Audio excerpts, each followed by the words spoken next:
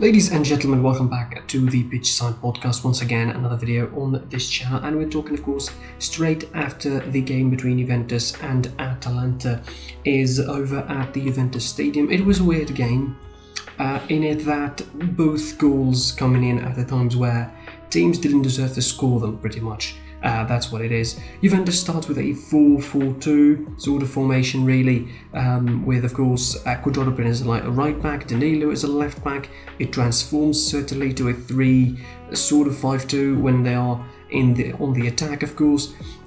Starting with Bentancur, Arthur and Weston McKennie in the midfield alongside Federico Chiesa on the left hand side, Morata and Cristiano Ronaldo starting up front, and Juventus were average. That's how I put it. They were average, really. They put on a middling display, middling performance, really. I would say it was bland at certain points, specifically in the first 25 to 30 minutes of the game, really. They weren't there. They gave away the ball quite a lot to the Atalanta midfield, who outworked them, quite frankly. Martin Giroud and Remo Fleury put a brilliant game, I would say, taking the ball away from the Juventus players on lots of occasions, of course. Juventus they didn't have a lot of chances in the first half to miss them, really. Morata had one big chance in the first half to just simply score. Like he needed simply to score the goal. He didn't have to do a lot.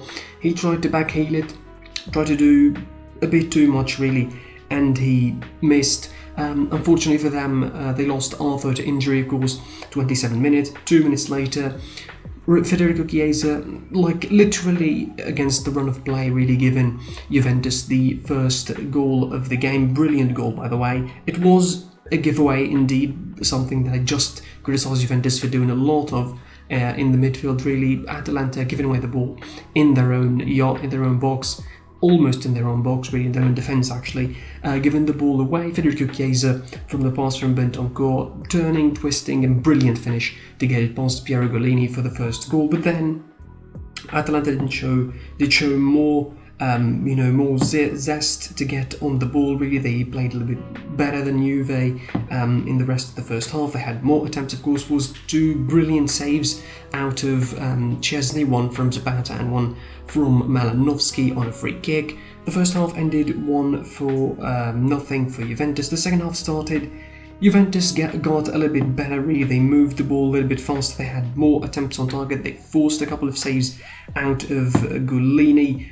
But again, as it was a theme, really, for this game, as you mentioned, the goals were coming when the teams didn't deserve to score them. But pity on Atalanta for playing really well in the first half. They scored in the 57th minute, and it was as beautiful as the opening goal for Juventus by Remo Fleury. But again, a giveaway. Rabiot, losing the ball in their own half. Remo Fleury moving the ball, twisting and turning Bonucci inside out, and then blasting the ball into the crossbar into the net of Chesney for the 1-1.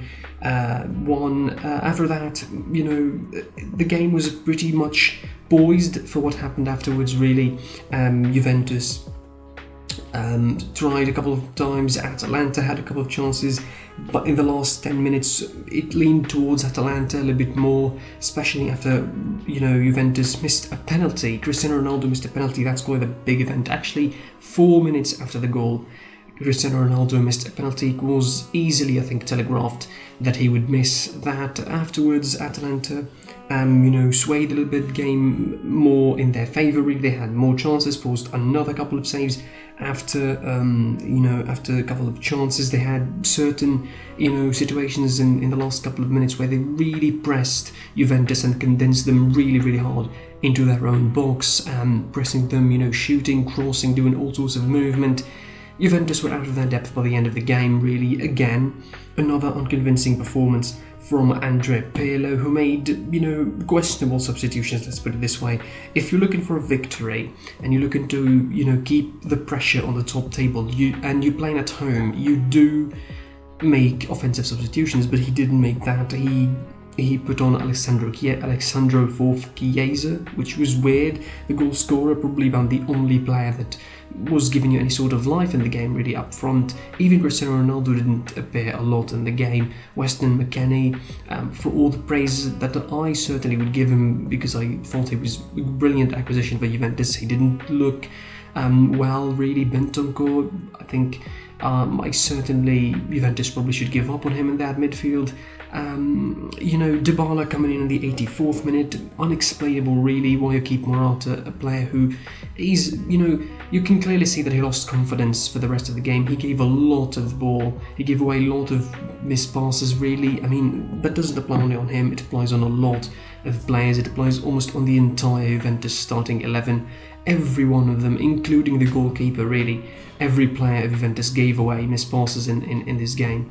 Overall, big point for both sides, particularly for Atalanta. I would say it certainly will be more positive for them, considering the whole thing with Gomez and Gasperini. Ironically, it was Gomez who, sort of moved up the game a little bit for Atalanta, gave them that edge that they needed when he came in for Pessina in the 53rd minute. 4 minutes later they score pretty much. It was magic fact from him. It's going to be a shame if he leaves the club in January. For Juventus, it's the excuse is going to be he's still learning, he's still trying, but when you have Cristiano Ronaldo on your side and you are managing Juve, you don't have a lot of time to adapt. You need to be effective.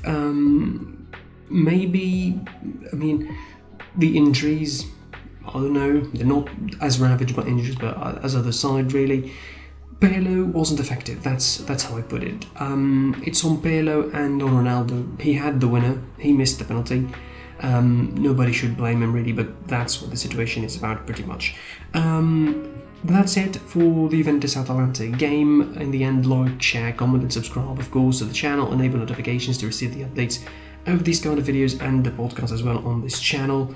Follow us on social media. I'm at SitePSP on Twitter, SitePod on Instagram, and listen to the podcast on Spotify, Google Podcast, or wherever you can do that from. Until the next video, I was your boy, the HOD of the PSP, and I'll see you very soon.